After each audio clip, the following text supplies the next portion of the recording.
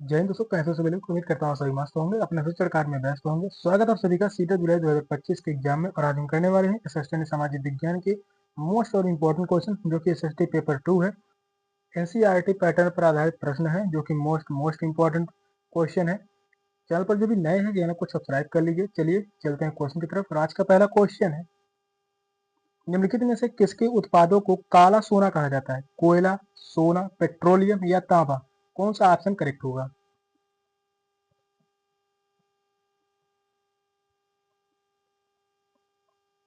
किसके उत्पादों को काला सोना कहा जाता है? तो वह होगा पेट्रोलियम। थर्ड ऑप्शन जो है करेक्ट है। पेट्रोलियम को काला सोना कहा जाता है। थर्ड ऑप्शन ही करेक्ट होगा। पेट्रोलियम को पृथ्वी का काला सोना के रूप में जाना जाता है। नेक्स्ट क्वेश्चन है, निम्नलिखित में से कौन सा भारत परमाणु ऊर्जा संयंत्र नहीं है? पूछा है, भारत परमाणु ऊर्जा संयंत्र नहीं है। कलपक्कम, तारापुर, नरोरा या पोखरण? कौन सा ऑप्शन करेक्ट होगा?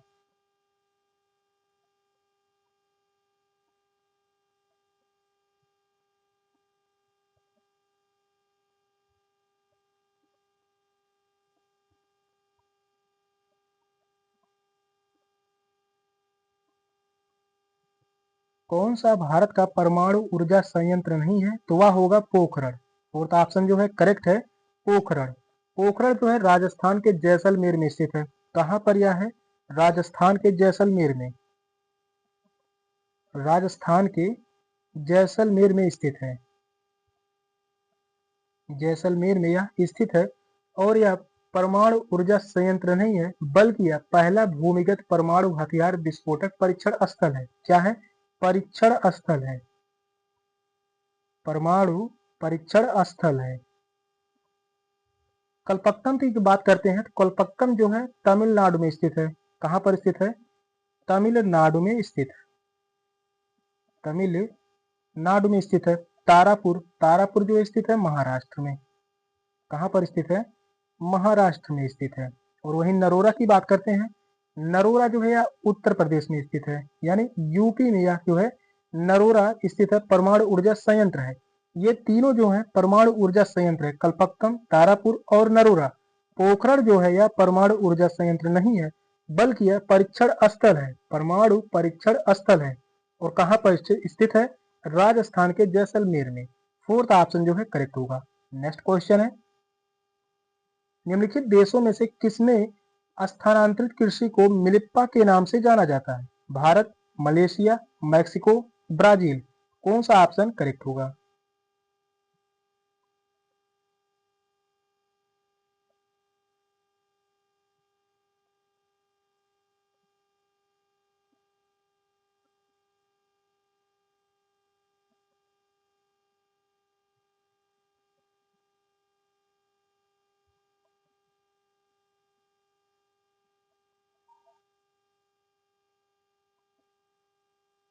किसमें स्थानांतरित कृषि को मिल्पा के नाम से जाना जाता है?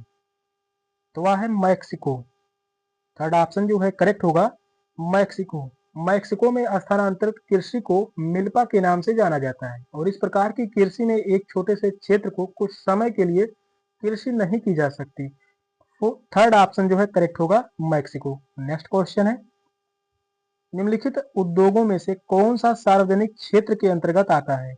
हिंदुस्तान एरोनॉटिक्स लिमिटेड, सुधा डेयरी, मारुति उद्योग limited, Tata iron and steel company limited? कौन सा ऑप्शन करेक्ट होगा?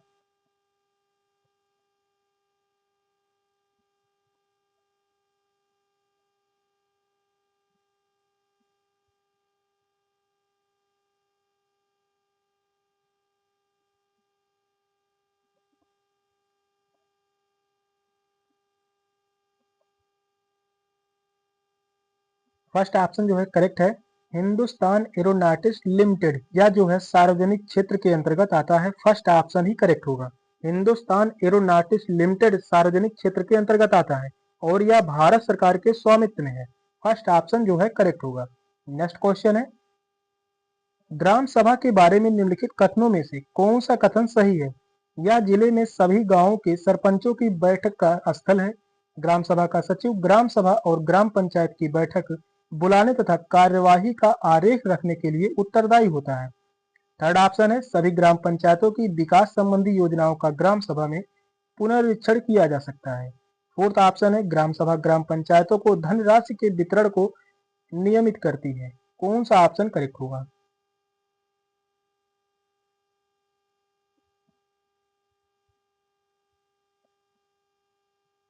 क्वेश्चन जो है इंपॉर्टेंट है, सीट के एग्जाम में या क्वेश्चन 2015 में पूछा जा चुका है। क्वेश्चन इंपॉर्टेंट है, बताइए कौन सा ऑप्शन सही होगा?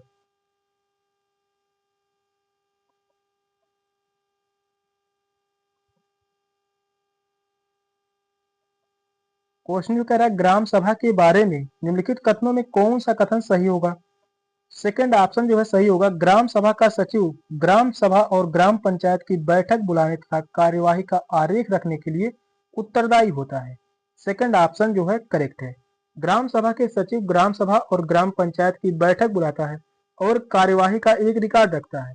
ग्राम पंचायत का प्रधान सरपंच होता है जो निर्वाचित होता है। सेकंड ऑप्शन जो है करेक्ट है। नेक्स्ट क्वेश्चन है, लोकतंत्र के लोगों की सहभागिता पर दिए गए निम्नलिखित दो कथनों ए और बी पर विचार कीजिए और सही उत्तर का चयन कीजिए। कथन ए कह रहा है लोकतंत्र में सामाजिक आंदोलनों को संगठित करना सरकार और उसके कार्यों को चुनौती देने का तरीका है। सेकंड कथन कह रहा है लोकतंत्र सभी लोगों को भागीदारी देने की अनुमति देता है, लेकिन समाज के सभी वर्गों के लोगों ऐसा करने में समर्थ नहीं होते हैं। ऑप्शन है ए सही है, बी गलत है। ए और बी दोनों सही है। ए गलत है, बी सही है। ए और बी दोनों गलत है। कौन सा ऑप्शन करेक्ट होगा?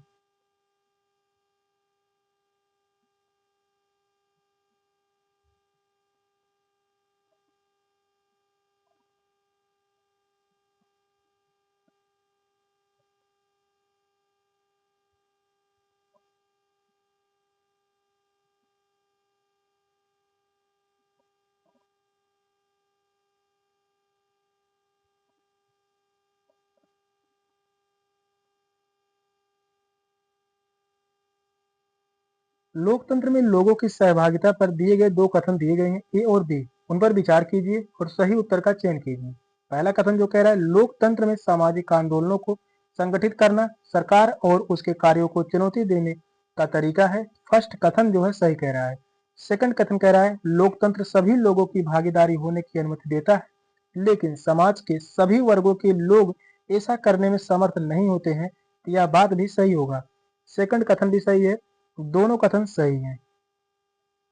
इस क्वेश्चन का जो राइट आंसर होगा ऑप्शन डी। लोग सरकार एवं उनके कार्यों को बहुत तरीके से जैसे रैली हड़ताल आदि से चुनौती दे सकते हैं और सामाजिक आंदोलन का आयोजन करना लोकतंत्र में लोगों की भागीदारी का एक महत्वपूर्ण तरीका है। सेकंड ऑप्शन जो है करेक्ट है। नेक्स्ट क्वेश्चन है, निम्नलिखित में से कौन सा तिब्बत का राष्ट्रीय ग्रंथ है? मोस्ट मोस्ट इंपॉर्टेंट क्वेश्चन है क्योंकि यह क्वेश्चन जो है पूछा जा चुका है। बुद्ध सांगा, केसर सांगा, सिद्ध सांगा, निर्वाण सांगा, कौन सा ऑप्शन करेक्ट होगा? तिब्बत का राष्ट्रीय ग्रंथ कौन सा है?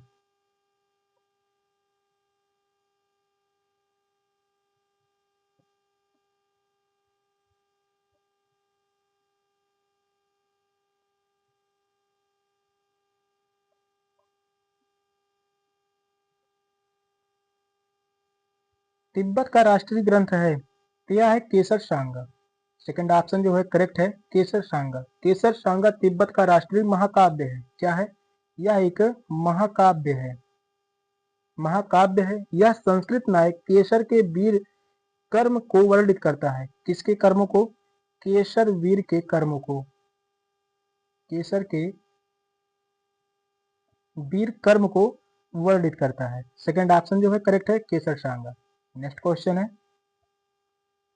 पटवारी यानी लेखपाल द्वारा किए गए कार्यों के विषय में ए और बी दो कथन दिए गए हैं, उन पर विचार कीजिए और निम्नलिखित में से सही उत्तर का चयन कीजिए। कथन ए कह रहा है पटवारी एक गांव अथवा गांव के समूह की भूमि का अद्यतन लेखा जोखा रखता है। पटवारी अपने अधिकार क्षेत्र में उगाई गई फसलों के बारे में सरकार को सूचना देने के लिए उत्तरदायी होता है। ऑप्शन है ए सही है, बी गलत है। ए और बी दोनों सही है।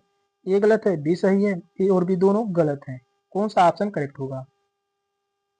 क्वेश्चन लंबा है, क्वेश्चन को ध्यान पूर्वक पढ़िए, बताइए कौन सा ऑप्शन सही होगा?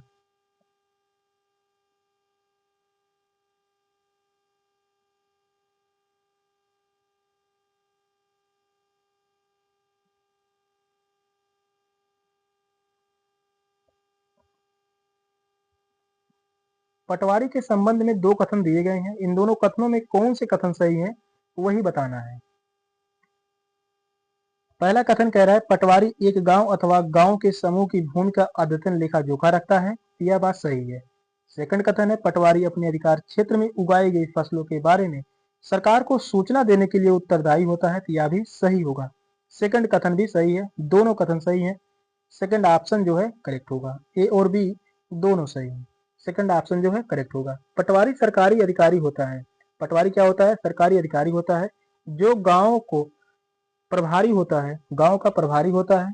इसके कार्यों में किसानों से भू राजस्व का संग्रहण करना और खेतों के किसानों द्वारा परिवर्तन का ट्रैक रिकॉर्ड रखना, यह रिकॉर्ड का नवीनीकरण भी करता है जिससे स्वामित्व स्थान एवं कृषि क्षेत्र को जानने में सहायता मिल सकती है। तो दोनों ही कार्य करते हैं, सेकंड ऑप्शन जो है करेक्ट है। नेक्स्ट क्वेश्चन है निम्नलिखित कथनों में से कौन सा कथन लोकतंत्र के संबंध में गलत है? यहाँ पर पूछा है गलत कथन कौन सा है।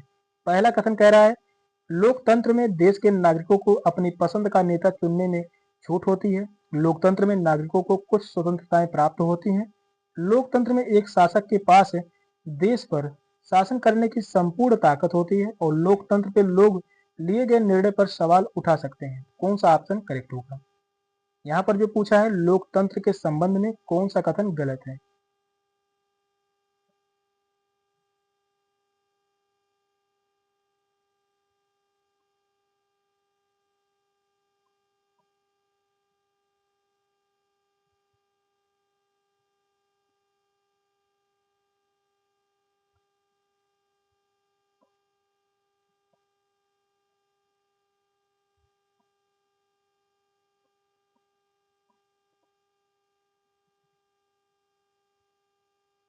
गलत कथन जो होगा थर्ड ऑप्शन, लोकतंत्र में एक शासक के पास देश पर शासन करने की संपूर्ण ताकत होती है, यह बात जो है गलत होगा।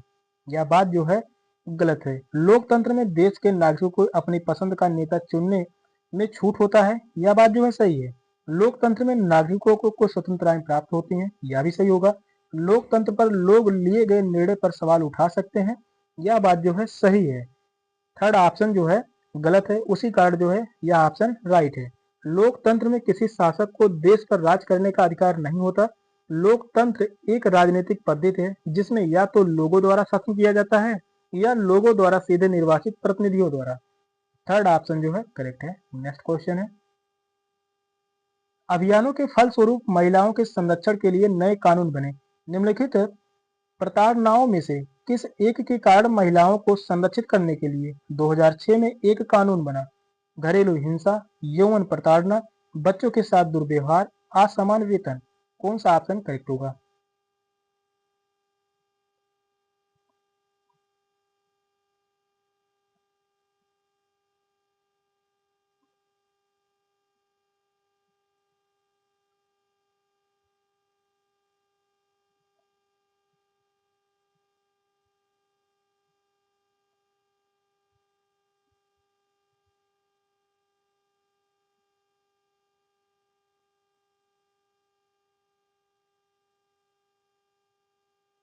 क्वेश्चन कह रहा है अभियानों के फलस्वरूप महिलाओं के संरक्षण के लिए नए कानून बने जो कि प्रताड़नाओं में से किसी एक के कारण महिलाओं को संरक्षित करने के लिए 2006 में एक कानून बना। वह कानून था घरेलू हिंसा। फर्स्ट ऑप्शन जो है करेक्ट होगा, घरेलू हिंसा। वर्ष 2006 में घरेलू हिंसा से महिलाओं की रक्षा करने के लिए एक कानून बनाया गया। इस कानून को अनुच्छेद डी किसमें रखा गया है?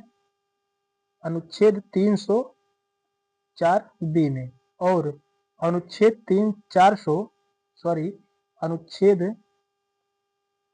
498 ए, इस कानून को अनुच्छेद 304 बी और अनुच्छेद 498 ए में शामिल किया गया है। फर्स्ट ऑप्शन जो है करेक्ट है और यह अनुच्छेद जो है आप सभी याद रखिए, पूछा जा सकता है। नेक्स्ट क्वेश्चन है संचार माध्यम के संदर्भ में निम्नलिखित कथनों में से कौन सा कथन गलत है? यहाँ पर भी पूछा है वह कौन सा कथन है जो गलत है। विज्ञापन द्वारा धन कमाया जाता है। जनसंचार द्वारा उपयोग में लाई जाने वाली तकनीक बदलती रहती है और जनसंचार का लोगों तक जानकारी पहुंचना एक महत्वपूर्ण कार्य है। संचार माध्यम की कार्यप्रणाली में नियमित सरकारी हस्तक्षेप रहता है। कौन सा ऑप्शन करेक्ट होगा?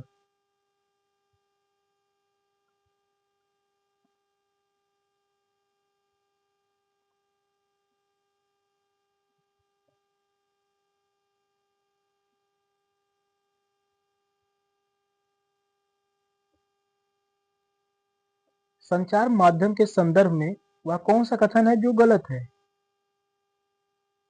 फोर्थ ऑप्शन जो है गलत होगा। संचार माध्यम की कार्यप्रणाली में नियमित सरकारी हस्तक्षेप रहता है, तो यह बात जो है गलत होगा। और जन संचार का लोगों तक जानकारी पहुंचना एक महत्वपूर्ण कार्य है, यह भी सही होगा। जन संचार द्वारा उपयोग में लाई जाने वाली तकनीक बदलती रहती है, यह भी करेक्ट है। और विज्ञापन द्वारा धन कमाया जा सकता है, तो यह भी जो है सही है। मीडिया के कामकाज में सरकार की ओर से कोई हस्तक्षेप नहीं होता और मीडिया जनता में जागरूकता बढ़ाने में एक महत्वपूर्ण यानी निर्णायक भूमिका निभाती है। फोर्थ ऑप्शन जो है करेक्ट है। नेक्स्ट क्वेश्चन है, समाचार चैनलों पर विज्ञापन का मूल्य निर्भर होता है चैनल की लोकप्रियता पर, दर्शकों की मांग पर, बड़े व्यापारिक घरानों पर, कंपनी क्षेत्र पर। कौन सा ऑप्शन करेक्ट है?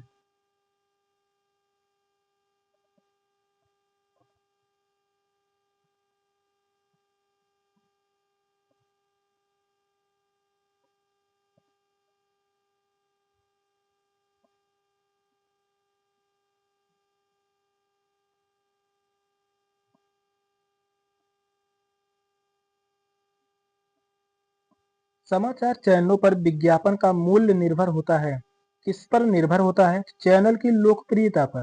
फर्स्ट ऑप्शन जो है करेक्ट है, चैनल की लोकप्रियता पर। एक समाचार चैनल पर विज्ञापन की लागत बदलती रहती है और यह चैनल की लोकप्रियता पर निर्भर करता है। फर्स्ट ऑप्शन जो है करेक्ट है। नेक्स्ट क्वेश्चन है, जनहित याचिका के संदर्भ में नीचे दिए गए दो कथनों पर विचार कीजिए और सही उत्तर का चयन कीजिए। कथन ये कह रहा है, यह एक ऐसी व्यवस्था है जिसके माध्यम से सरकार के क्रियाकलापों के विषय में आवश्यक जानकारी प्राप्त कर सकते हैं।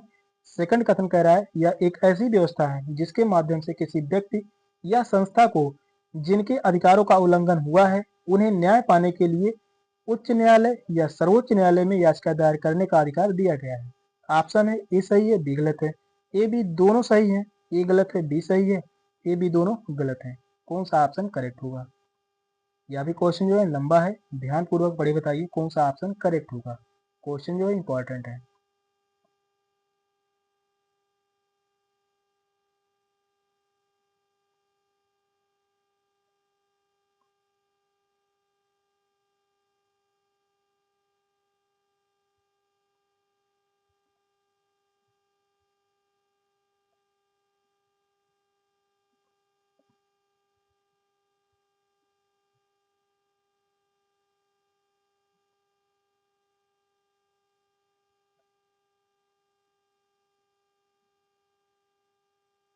यहाँ पर एक शब्द लिखा गया है जनहित याचिका।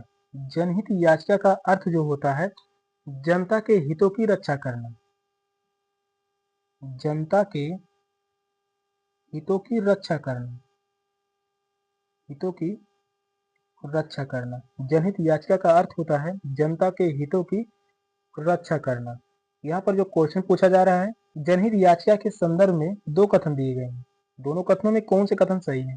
पहला कथन जो कह रहा है, यह एक ऐसी व्यवस्था है जिसके माध्यम से सरकार के क्रियाकलापों के विषय में आवश्यक जानकारी प्राप्त कर सकते हैं, तो यह बात जो है गलत है, पहला कथन गलत होगा। दूसरा कथन जो कह रहा है, यह एक ऐसी व्यवस्था है जिसके माध्यम से किसी व्यक्ति या संस्था को जिनके द्वारा जिनके अधिकारों का उल्लंघन हुआ है उन्हें न्याय पाने के लिए उच्च न्यायालय या सर्वोच्च न्यायालय में याचिका दायर करने का अधिकार दिया गया है, यह भी सही होगा। दूसरा कथन सही है, पहला गलत है। इस क्वेश्चन का जो राइट आंसर होगा ऑप्शन सी, थर्ड ऑप्शन जो है करेक्ट होगा। ये गलत है किंतु भी सही है। नेक्स्ट क्वेश्चन है, संसद के प्रश्नकाल सत्र के संबंध में दोनों कथनों पर विचार कीजिए और निम्नलिखित विकल्पों में से सही विकल्प का चयन कीजिए। सांसद सरकार के कामकाज के बारे में जानकारी प्राप्त करते हैं। बी कह रहा है, यह एक ऐसी व्यवस्था है जिसमें कार्यकारिणी विधायिका को नियंत्रित करती है। ए सही है, बी गलत है। ए बी दोनों सही है, ए गलत है, बी सही है। ए और बी दोनों गलत है। कौन सा ऑप्शन करेक्ट होगा?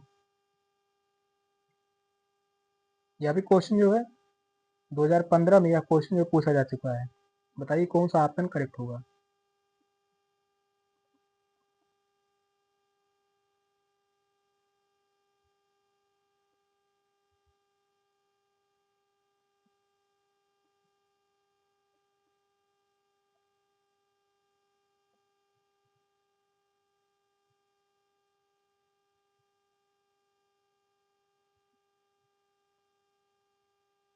संसद के प्रश्नकाल सत्र के संबंध में दो कथन दिए गए हैं। इन दोनों कथनों में सही कथन कौन से हैं?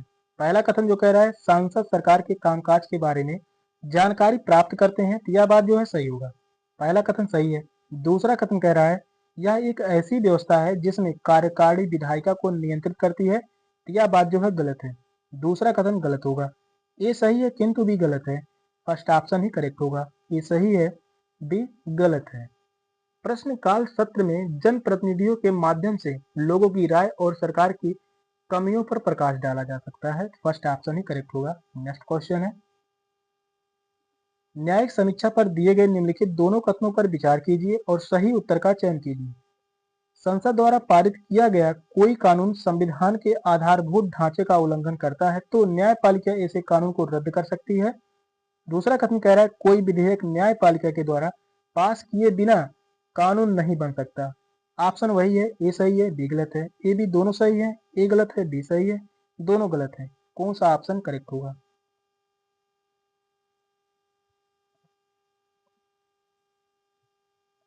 सीटेट के एग्जाम में कथन से क्वेश्चन जो पूछे जाते हैं 20 से 25 क्वेश्चन पूछे जाते हैं, वह भी एसएसटी में, सिर्फ और सिर्फ एसएसटी में 60 क्वेश्चन में 20 से 25 क्वेश्चन जो पूछे जाते हैं कथन और निष्कर्ष से। क्वेश्चन जो है मोस्ट इंपॉर्टेंट रहते हैं कथन की।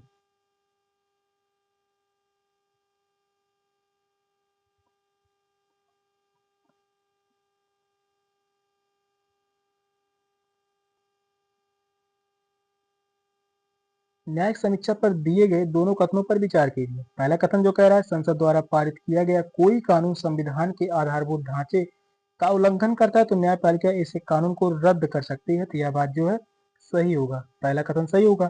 दूसरा कथन कह रहा है कोई विधेयक न्यायपालिका के द्वारा पास किए बिना कानून नहीं बन सकता, तो यह बात जो है गलत है, दूसरा कथन जो है गलत होगा।